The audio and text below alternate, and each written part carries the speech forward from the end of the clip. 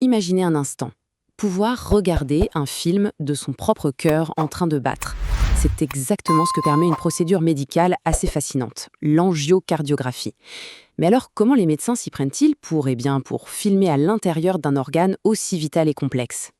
La question a de quoi surprendre, on est d'accord. Ça sonne presque comme de la science-fiction.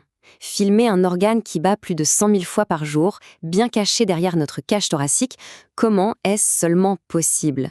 En fait, la solution, c'est un mariage assez brillant entre la radiographie et une petite astuce chimique qui va littéralement tout éclairer. Et voilà l'astuce. L'angiocardiographie, c'est en quelque sorte une radiographie, mais en version haute définition. Le secret, c'est d'injecter un produit de contraste à base d'iode directement dans le sang. Ce produit agit comme une sorte de colorant super puissant qui rend le cœur et les vaisseaux complètement opaques aux rayons X. Et d'un coup, on peut les dessiner avec une clarté incroyable et suivre le trajet du sang en direct.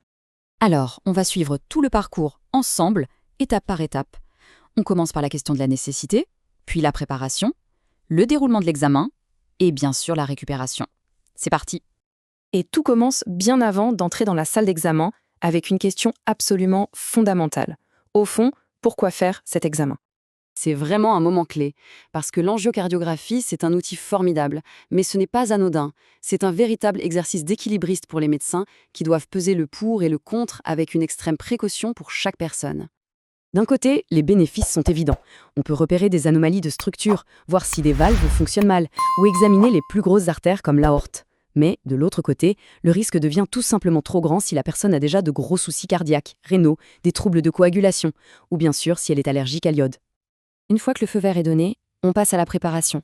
Et là, croyez-moi, rien, mais alors rien n'est laissé au hasard. La sécurité est la priorité absolue, et chaque étape est millimétrée pour que tout se déroule sans accroc.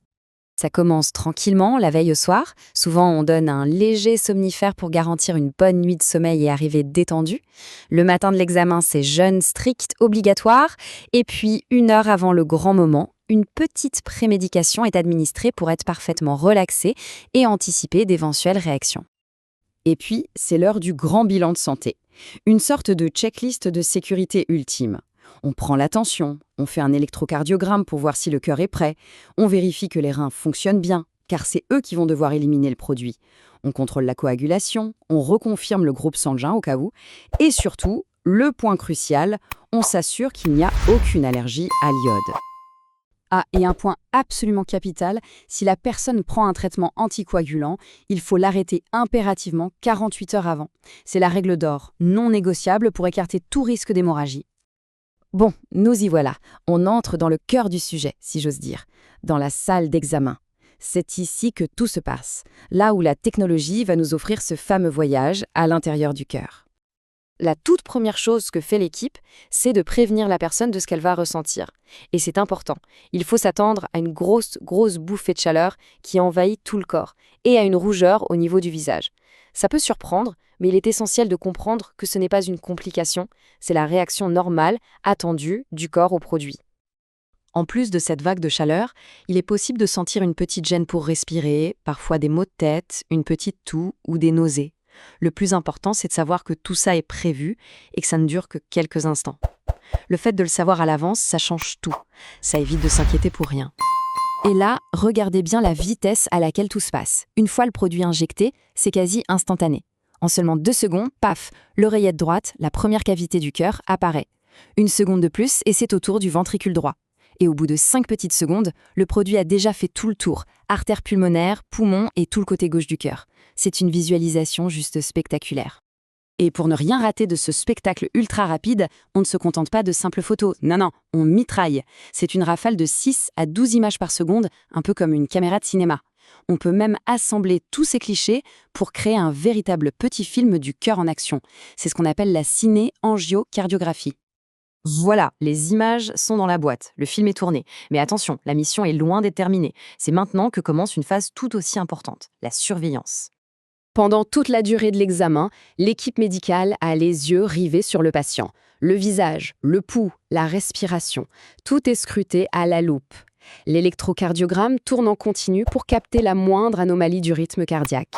Une rougeur un peu trop intense, c'est un signal d'alerte immédiat pour une éventuelle réaction allergique. Et cette surveillance intensive se poursuit pendant au moins 24 heures après l'examen. Pouls, tension, température, tout est vérifié très régulièrement. On guette le moindre signe qui pourrait indiquer une hémorragie, comme une pâleur soudaine. Le mot d'ordre, c'est le repos et encore le repos. Et pour finir, on fait de nouveaux bilans sanguins pour s'assurer que le foie et les reins ont bien fait leur travail et éliminer le produit. Finalement, si on devait résumer, tout est une question d'équilibre, une question de balance. D'un côté du plateau, il y a les risques. Et de l'autre, des informations absolument cruciales que seul cet examen peut fournir. Cette phrase résume tout à la perfection.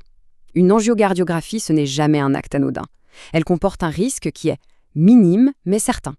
C'est précisément pour ça qu'on la réserve uniquement au cas où les informations qu'elle va apporter sont jugées indispensables. C'est un outil d'une puissance incroyable, mais qui doit être manié avec une immense sagesse. Et ça nous laisse avec une dernière réflexion. Comment ces technologies vont-elles encore évoluer pour devenir toujours plus sûres et nous en apprendre toujours plus sur le mystère de notre propre cœur ?